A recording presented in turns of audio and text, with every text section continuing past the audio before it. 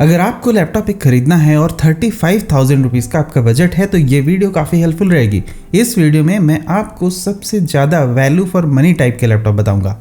Hello guys, I am Vishal from Techzonical. अब शुरू करते हैं।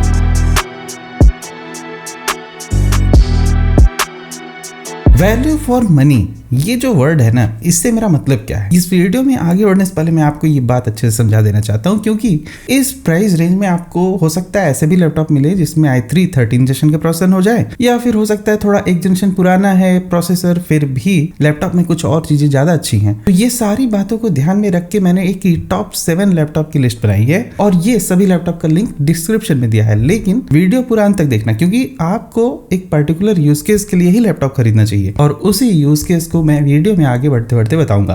सबसे पहला लैपटॉप Lenovo का IdeaPad 3, एग्जैक्ट मॉडल नंबर आप देख सकते हो स्क्रीन पर। इस लैपटॉप में इंटेल का कोर i3 1215U लगा हुआ है और 34,000 के प्राइस ब्रैकेट का है। वैसे 13 जनरेशन के प्रोसेसर सबसे लेटेस्ट है, लेकिन अगर आप 12 जनरेशन पे जाते हो थोड़े पैसे बचाकर आपको बेटर चीजें और मिल सकती हैं लैपटॉप में। जैसे कि एक एडवांटेज है, यहाँ पर बैकलिट कीबोर्ड है। तो 35,000 रुपीज़ में लैपटॉप में जनरली बैकलिट कीबोर्ड की कमी होती है, लेकिन इसमें वो चीज़ है। Windows 11 और MS Office 2021 भी प्री इंस्टॉल्ड होकर मिल जाता है। 8GB की रैम और 512GB की SSD भी मिल जाती है, तो कोई भी प्रॉब्लम्स नहीं है। एक कंप्लीट पैकेज आपको मिल जाएगा। एक अच्छी बात कि इसमें जो Type-C पोर्ट लगा हुआ है ना, यहाँ पर इसमें आपको पावर डिलीवरी और डिस्प्ले पोर्ट का भी सपोर्ट मिलता है। इतने कम बजट के अक्सर लैपटॉप में ये चीज़ें नहीं मिलती हैं, तो यहाँ पर आपने अगर 12 जनरेशन के प्रोसेसर पे कॉम्प्रोमाइज़ कर लिया तो ये लैपटॉप काफ़ी अच्छी वैल्यू आपको दे देगा और इस तरह से ये वैल्यू फॉर मनी है। अगला लैपटॉप जो आपको रिकमेंड करना चाहता हूँ, Asus का VivoBook 14। अब मान लो आपने ये डिसाइड कर ही लिया कि नहीं, मुझे तो लेटेस्ट जनरेशन चाहिए ही चाहिए, तो ये लैपटॉप खरीदना अच्छा रहेगा। 14 इंच का ही है और इसमें 8GB की रैम और 512GB की SSD भी वैसे ही सेम टू सेम मिल जाती है, लेकिन प्रोसेसर का एक बड़ा एडवांटेज है। i3 1315U लगा हुआ है इसमें, जिसमें 10 MB की कैश होती है, 4.5 GHz तक का टर्बो बूस्ट फ्रीक्वेंसी वगैरह हो जाता है। इसमें भी आपको बैकलिट वाला कीबोर्ड मिल जाएगा, विच इज़ वेरी फैंटास्टिक। मैं वीडियो बनाते वक्त ये मेक श्योर किया हूँ कि जो भी लैपटॉप मैं पिक कर रहा हूँ उसमें ज़्यादा से ज़्यादा चीज़ें मिल जाए आपको कम से कम बजट में, वही 35,000 या फिर 36 तक चला जाए तो। इसमें भी आपको Windows 11 और MS Office 365 का जो है ना 1 ईयर का सब्सक्रिप्शन मिल जाता है। ऑफिस होम 2024 दिया गया है, तो थोड़ा एक एडवांस सी चीज़ मिल जाती है। मतलब कन्वेंशनली बहुत सारे लैपटॉप में आपको 2021 मिलेगा, इसमें थोड़ा हायर वर्जन मिल रहा है MS ऑफिस का। साथ में इसमें Wi-Fi 6E का भी एडवांटेज है, जो कि बहुत सारे और लैपटॉप में आपको सिर्फ Wi-Fi 6 मिलेगा।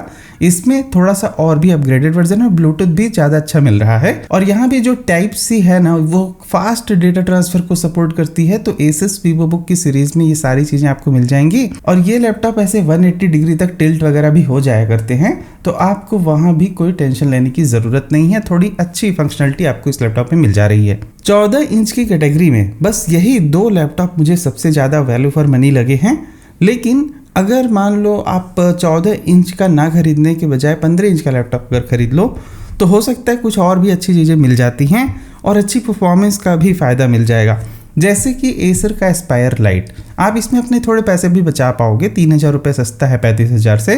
इसमें आपको Ryzen का 5625U प्रोसेसर मिलता है, जो कि एक बहुत ही ज़्यादा अच्छा प्रोसेसर है इन टर्म्स ऑफ परफॉर्मेंस। अगर आपको डाउट है कि ये प्रोसेसर कैसा है, तो आपकी जानकारी के लिए मैं बता देना चाहूँगा कि यहाँ पर इसका जो मल्टी थ्रेडिंग वगैरह का स्कोर वगैरह आता है काफ़ी अच्छा निकल के आता है और इसमें 6 कोर लगे होते हैं और मैक्सिमम फ्रीक्वेंसी i3 13 जनरेशन से थोड़ी कम है, लेकिन फिर भी अच्छा सा प्रोसेसर है ये।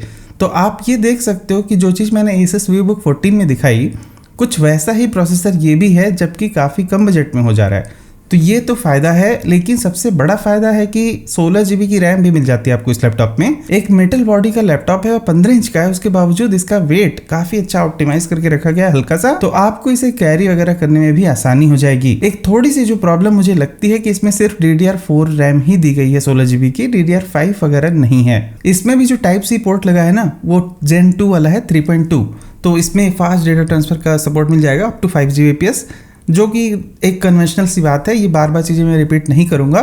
लेकिन आप मान के चलो कि जो भी इस रेंज में मैंने लैपटॉप पिक किए हैं उन सब में कुछ चीज़ें कॉमन हैं और इसीलिए मैं उन्हें पिक करके बता रहा हूँ। अगला एक लैपटॉप में जो आपको बताना चाहता हूँ 15 इंच कैटेगरी में, अगर आपकी प्रायोरिटी ना सिर्फ और सिर्फ डिस्प्ले की है तो फिर आपको ये लैपटॉप खरीदना है, लेकिन आपको कंप्रोमाइज़ बहुत चीज़ों पर करना होगा। इसमें परफॉर्मेंस उतनी अच्छी नहीं मिलने वाली है।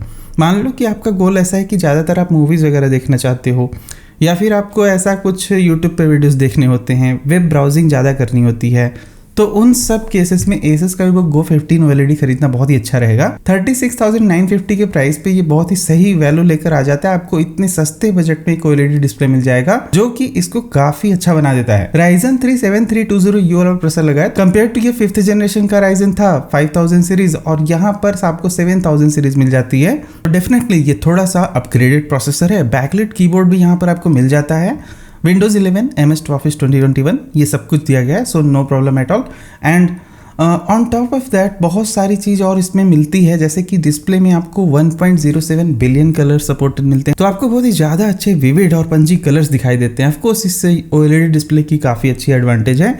लेकिन अगर आपको थोड़े भी कॉम्प्लेक्स टास्क करने, मान लो जैसे आपने सोचा कि चलो फोटोशॉप या लाइटरूम चलाएंगे, तो फिर वहाँ ये लैपटॉप मत खरीदना। फिर इसका ना Ryzen 5 वाला वेरिएंट आपको खरीदना होगा, और तब बजट हो जाना चाहिए आपका 40 से 45 हज़ार रुपये। अब इस 35 हज़ार के बजट में बहुत मुश्किल है कि OLED डिस्प्ले के साथ में आपको अच्छी परफॉर्मेंस भी मिल जाए, तो एक वो तो चैलेंज है। लेकिन मैं कुछ और भी लैपटॉप आपको बताता हूँ जो कि काफ़ी अच्छे रहेंगे अगर इनकेस आपको परफॉर्मेंस ही अच्छी चाहिए।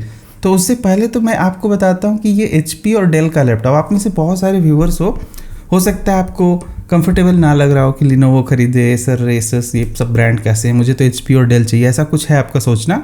तो मैं 2 ऑप्शन देता हूँ, लेकिन इनको मैं वैल्यू फॉर मनी नहीं बोलूँगा क्योंकि इसमें बहुत ज़्यादा ही कुछ चीज़ों पे कंप्रोमाइज़ होता है। स्पेशली HP के जो ये डिस्प्ले है ना सस्ते बजट में बहुत ही ज़्यादा वाहियात से हैं। तो एनीवेज आप एक HP का ये लैपटॉप देख सकते हो, FD0063TU i3 1215U इसमें भी मिल जाता है आपको। सेम टू सेम सारी चीज़ें मिलने वाली है। बैकलिट कीबोर्ड भी इसमें लगा हुआ है, तो अच्छी बात है वो। और यहाँ जो 8GB की रैम 512GB की SSD भी लगाई गई है, लेकिन वही DDR4 रैम ही लगाई गई 8GB की। साथ में इसमें भी Wi-Fi 6 Bluetooth 5.3 दिया हुआ है, तो नो प्रॉब्लम एट ऑल। और USB Type-C वगैरह भी यहाँ भी मिल जाता है आपको। यहाँ जो Type-C पोर्ट लगाया गया है उसमें भी आपको 5 Gbps तक का डेटा ट्रांसफर वगैरह स्पीड मिल जाएगा। लेकिन इसमें प्रॉब्लम क्या है कि ये डिस्प्ले पोर्ट की तरह काम नहीं करता है, तो ये एक चैलेंज है।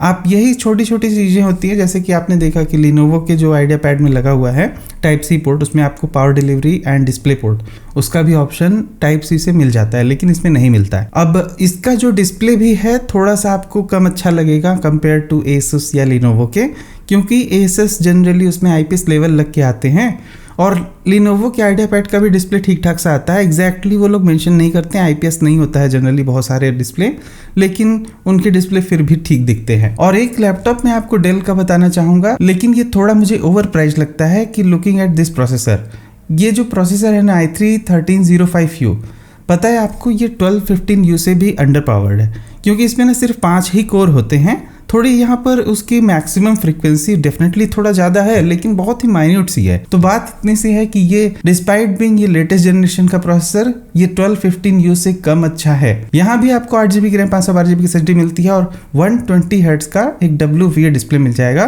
तो ये जो डेल का डिस्प्ले है HP के कंपैरिजन में ज़्यादा बेटर है। Windows 11 MS Office इसमें भी प्री इंस्टॉल्ड होकर मिल जाएगा। अब एक चीज़ यहाँ पर आप देखो कि USB 3.2 तो मिला है, लेकिन ये Gen 1 है, Gen 2 नहीं है, तो इसमें अप टू 5 Gbps का डेटा ट्रांसफर नहीं मिलने वाला है। और इसीलिए मैं कह रहा था कि एक तो प्रोसेसर भी थोड़ा अंडर पावर्ड, और ये थोड़ा सा ज़्यादा प्राइस भी, और थोड़ी और भी कुछ कमियाँ हैं ही इस लैपटॉप में।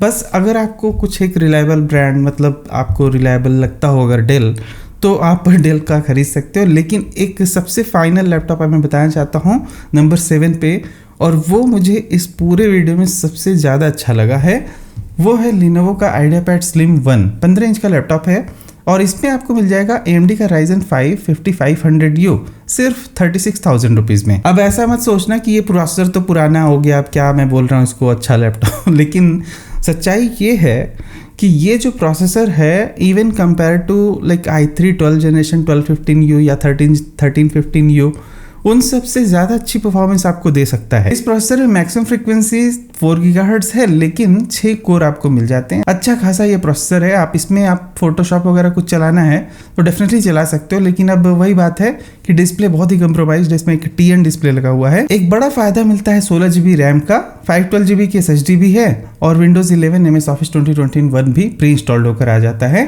तो इस पूरे 7 लैपटॉप्स में मैं आपको एक समरी की तरह अगर बता दूं तो लास्ट में अगर आपको देखना चाहो कि आपको बहुत अच्छी परफॉर्मेंस चाहिए तो Lenovo का IdeaPad Slim 1 और Acer का Aspire Lite, ये दोनों खरीदना अच्छा रहेगा। अगर आपका बजट पूरा जा रहा हो इतने तक 36,000 तक, आप इस पे चले जाओ।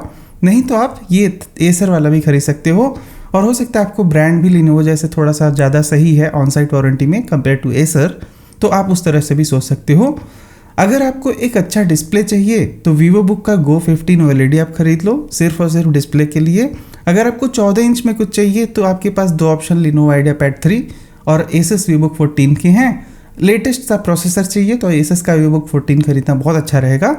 और अगर आपको डेफिनेटली सिर्फ HP और Dell में जाना है तो उसका भी मैंने एक ऑप्शन बता दिया है, और सभी का लिंक वीडियो के डिस्क्रिप्शन में है, वहाँ से जाके आप चेक कर सकते हो। एक चीज़ मैं आपको बता दूं जाते जाते कि जो भी लैपटॉप्स मैं यहाँ बताया हूँ इनमें किसी में भी ना फिंगरप्रिंट रीडर नहीं है। आप में से कुछ लोग हो सकता है पूछें कि फिंगरप्रिंट सेंसर वाले लैपटॉप क्यों नहीं बताया मैंने। 35,000 रुपीज़ में अगर आप सब कुछ लेना चाहोगे तो बड़ी इंपॉर्टेंट चीज़ें मिस हो जाएंगी। फिंगरप्रिंट सेंसर उतनी ज़रूरी चीज़ नहीं है जितना ज़रूरी एक अच्छा प्रोसेसर और फास्ट सी रैम होती है आपके लैपटॉप के लिए, या फिर इवन उसके बाद अगर देखा जाए तो अच्छा डिस्प्ले।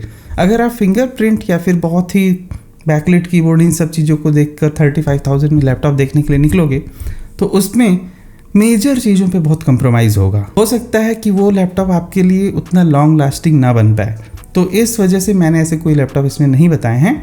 और फिलहाल सभी का लिंक आप जाकर चेक कर सकते हो। मिलते हैं अगले वीडियो में कुछ और वीडियो के साथ, तब तक good bye, thank you for watching, will see you again there.